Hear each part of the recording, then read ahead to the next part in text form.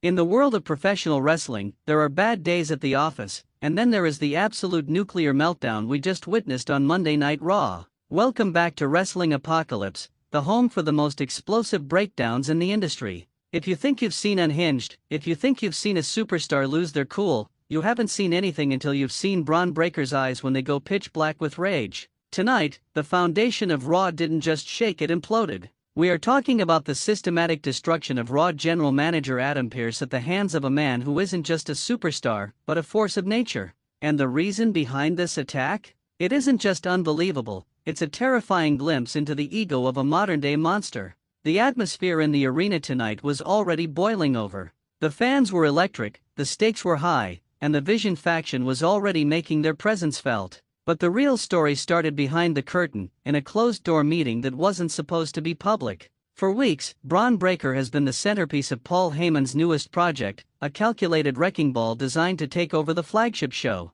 But there was one man standing in his way: Adam Pearce. Pearce, who has spent years trying to maintain a shred of order in a land of chaos, finally decided that the indefinite leash on Breakker had to be cut. It started with a simple memo. Pearce had informed Bron that he was being pulled from the main event qualifying match for the upcoming premium live event. Why? Because Pearce claimed Breakker was a liability after his recent string of unsanctioned spears to the production crew and referees. But to a man like Bron Breakker, being told he's a liability is like telling a shark it's not allowed to swim. When Bron heard the news, he didn't scream. He didn't throw a chair. He did something much worse: he went silent. The camera caught Bron in the hallway, and the silence was deafening. Paul Heyman was trying to whisper in his ear, trying to play the diplomat, but Bron brushed him aside like he was a fly. He marched toward Pearce's office, and you could see the production staff scattering like they were clearing a path for a hurricane. When he kicked that door open, the sound echoed through the entire backstage area.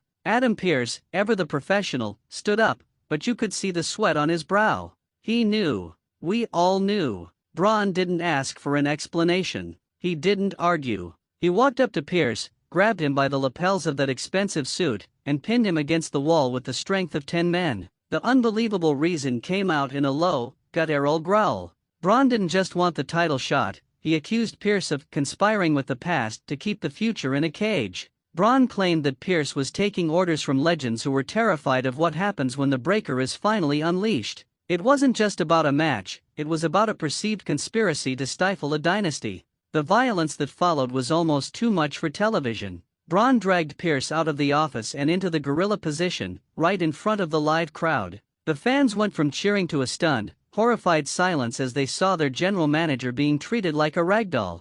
Bron tossed Pearce onto the steel stage, and the sound of skin hitting cold metal made the front row flinch. Pearce tried to crawl away, but Bron caught him, hoisted him up, and delivered a military press slam that looked like it would send Pearce through the floor. But the most chilling part? Bron wasn't done. He grabbed a microphone, stood over the broken body of the man who runs the show, and told the world that the Vision isn't a faction, it's an inevitability. He then looked directly into the camera and said, "Adam, you wanted a liability? Now you have a catastrophe." Before security could even get close, Bron delivered a spear so fast it looked like a blur of muscle and malice, sending Pearce flying into the LED boards on the stage. Backstage, the fallout was instant. Medical personnel rushed the stage, and were hearing reports that Pearce has suffered multiple rib fractures and a severe concussion. But the real story is what this does to the power structure of WWE. With Pearce out of commission, who is in charge? Paul Heyman was seen walking away with a smirk that could freeze a volcano.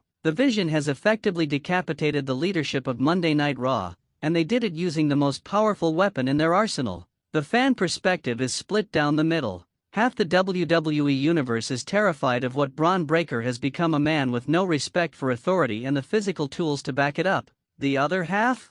They're mesmerized. They're seeing a man who refuses to be told no, a man who is tearing down the old guard to build his own kingdom. Social media is in a frenzy, with "Justice for Pearce" trending alongside "Let Bron Loose."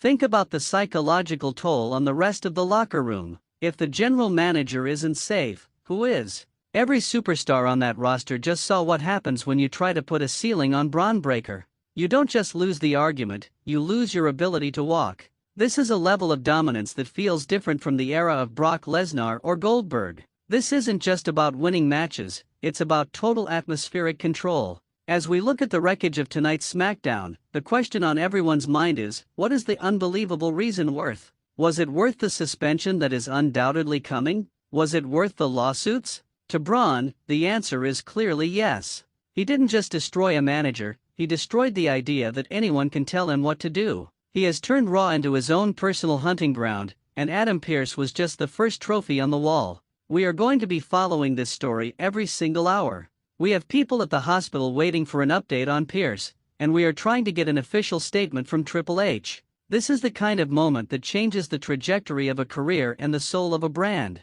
The American Nightmare Cody Rhodes and the Scottish Warrior Drew McIntyre now have to look at their own show and realize there is a wolf among them that doesn't care about the rules of engagement. This is the apocalypse. This is what happens when the power balance shifts and the monsters take over the asylum. We want to know your thoughts. Did Bron go too far, or was Pearce asking for it by trying to hold back the most explosive talent in a generation? Is Paul Heyman the puppet master behind the madness, or has even he lost control of the beast he helped create? Drop your theories in the comments below. We want to know exactly how you're feeling after that massacre. If you're as hooked on this chaos as we are, make sure you hit that like button to help the channel continue to bring you these deep dive breakdowns. Smash that subscribe button and ring the bell, because you do not want to miss our emergency coverage when the Vision makes their next move. The general manager is down, the Predator is loose, and Monday Night Raw will never be the same. I've been your host for Wrestling Apocalypse. Watch your back, stay loud, and we'll see you at the next bell.